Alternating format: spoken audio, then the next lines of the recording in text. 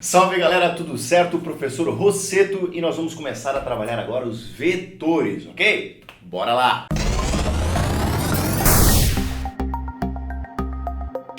Gente, assim ó, os vetores, lembrando que os vetores eles são ferramentas matemáticas utilizadas para representar grandezas físicas vetoriais, tá legal?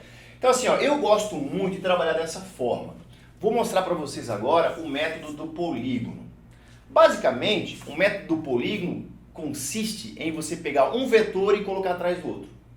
Simplesmente isso. Não tem nada além disso. Pega o fim de um e coloca no começo do outro. Basicamente isso. Então, olha só. No primeiro caso que eu propus aqui, vamos imaginar dois vetores, 2, 3, 4, quantos você quiser, tá? Com mesma direção e mesmo sentido. Ou seja, o ângulo entre eles, vamos imaginar dois no primeiro momento, né? O ângulo entre eles 0 graus, né? Pensa aqui, ó, o arco trigonométrico, lembra, né? O arco trigonométrico. Aqui você tem 0 graus, aqui você tem 90 graus e aqui você tem 180 graus. Se eles estão para o mesmo lado aqui, 0 graus o ângulo entre eles, ok? Neste caso, o que acontece? Vamos imaginar dois vetores atuando, pode ser uma caixinha, né? Uma caixinha aqui, tal, uma massa M, que não vem ao caso agora, e vamos imaginar que nós temos duas forças aqui. Vou botar aqui uma força com 10 newtons e aqui uma força com 5 newtons. É que 5 mais feio. Deixa eu arrumar mais 5 aqui. 5 newtons aqui. Se eu chegasse e perguntasse para vocês, minha gente, essa caixinha vai se mover para onde? Para a direita, Rosseto. Muito bem. Por que para a direita? Porque tem forças atuando para a direita. Quanto de força? Automaticamente você já me diria a resposta, porque isso é meio óbvio, né? Neste caso, o que eu faço para determinar a soma vetorial? Eu somo os dois vetores, correto? Bastaria eu fazer isso aqui, ó. Quer ver, ó? 10 para cá e 5 para cá, né? Mesma representação, que dá um total de 15 newtons. Então, muito bem, então já determinamos o primeiro caso. Se eu tiver dois vetores com mesma direção e mesmo sentido, basta eu somar os seus valores.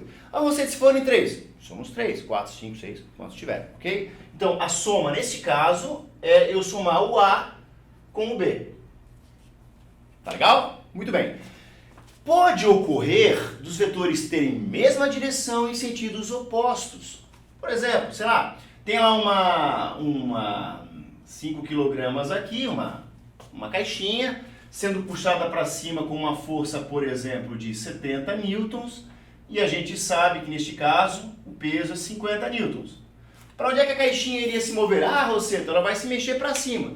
Por que para cima? Porque tem mais força. Quanto a mais? Rosseto, é só diminuir um do outro. Maravilha. É aí que eu determino o vetor resultante neste caso. Quando os vetores apresentam a mesma direção em sentidos opostos, eu diminuo um vetor do outro, o que me daria um vetor resultante para cima de 20 newtons. Aí coloca lá na segunda lei de Newton, calcula a aceleração, faz o exercício que eventualmente estiver pedindo, certo? Então, neste caso, bastaria eu subtrair os módulos desses vetores. Fechou? Vamos embora lá para o terceiro e quarto caso. Muito bem, galera. Terceiro caso é o seguinte. Vetores perpendiculares entre si. Perpendiculares ou ortogonais, mesma coisa, ok? O que é perpendicular, Rosseto? Quando os dois vetores formam entre si um ângulo de 90 graus. Tá? Então vamos imaginar o seguinte, um vetor aqui, A, aqui um vetor A e aqui um vetor B.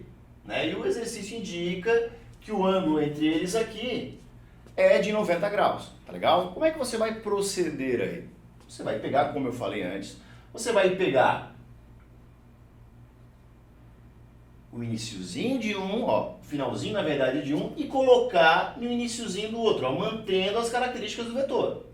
Você não pode, em hipótese alguma, mudar, alterar as características do vetor. Seja alterar o módulo, seja a direção, seja o sentido. Às vezes, o exercício ele te dá um quadriculado e aí você facilita a tua vida. Quadriculadinho você vai lá e monta, fica bem fácil de fazer, tá? Neste caso, como é que eu identifico o vetor resultante? Olha só, gente. Você liga o início ao fim. Então, olha só. Esse aqui é o meu vetor soma resultante, é o vetor resultante, correto? Perceba que o vetor A era vertical e para cima, o vetor B era horizontal e para a direita, e o vetor resultante aqui, a soma, deu inclinadinho, né? Ascendente, assim, né? Beleza? Tá, Rosseto? E como é que eu calculo o módulo dele? O valor numérico, o tamanho. Como é 90 graus aqui, né? Isso aqui lembra o quê? Teorema de Pitágoras, né, galera? Como é que eu faço para identificar o vetor resultante dele através do teorema de Pitágoras? S ao quadrado, aí você pega a soma do quadrado dos outros dois catetos, né? Hipotenusa ao quadrado é igual à soma do quadrado dos seus catetos. Beleza? Então, 0 graus eu somo, 180 graus eu diminuo, 90 graus, teorema de Pitágoras. Qualquer outra situação, qualquer outro ângulo entre esses dois vetores, você vai aplicar o que a gente chama de lei dos cossenos. Já deve ter visto isso na matemática, né? Então, por exemplo, se eu tivesse aqui um vetorzinho A para cá, um vetorzinho B aqui, ó, para cá, essa setinha tá feia, mas aqui eu sou feio mesmo, então combina e tal, bonitinho. O ângulo aqui alfa, e você vai fazer a montagem dos dois, né? Para que o método do polígono ele serve? Ele serve para você identificar a direção e o sentido do vetor resultante. E aí um módulo você utiliza fazendo os cálculos que dependem da situação, certo? Então, por exemplo, aqui, ó, vou pegar o vetor A, aqui, bonitinho. O finalzinho dele eu vou colocar no iniciozinho do vetor B, ó, mantendo as características, olha só. Tá vendo? Ó? Agora o que eu faço? Eu ligo o início ao fim. Ó, esse aqui é o meu vetor soma, tá legal? Esquecendo que o ângulo é esse aqui, ó. É este ângulo alfa aqui que a gente vai trabalhar, tá? Ó, horizontal, beleza? E para eu determinar o módulo, eu uso a lei dos cossenos. Qual é a lei dos cossenos aqui, galera? S ao quadrado, nesse caso eu estou chamando de S, né? A ao quadrado mais B ao quadrado mais 2 vezes o A vezes o B vezes o cosseno do ângulo entre esses dois vetores. Jesus Cristo, que coisa mais feia. Realmente aqui é o método mais chatinho, é a situação mais chatinha que tem para você determinar o módulo de um vetor resultante. Não cai muito, não é com muita frequência que cai nem, mas já caiu.